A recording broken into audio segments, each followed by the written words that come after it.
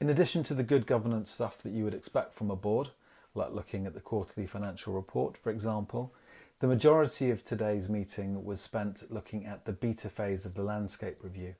This has been a huge piece of work with over 7,000 data points collected, 40 organisations have been involved, and those public sector organisations have an annual budget of around 12 billion.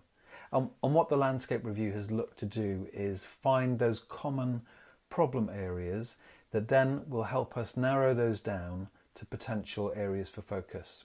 And what we've landed on today from 11 problem areas is 4 immediate opportunities for us to really get stuck in and help public services deliver more effectively.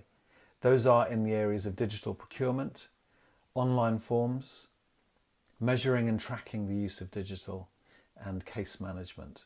And what the conversation at board today was very much around the what next. So how do we take this forward, and also looking at the potential return to the wider public sector. As a small organisation, CDPS is very much a startup. It has a turnover of around 5 million a year, but the potential benefit back to public services in Wales is quite huge, and so we were very pleased as a board to approve those 4 investment cases today, and we'll look forward to further progress in the future meetings. We also briefly touched upon risk, and we've decided that we need a further strategy day to look at the risks facing not only the organisation but public services across Wales and what that means collectively.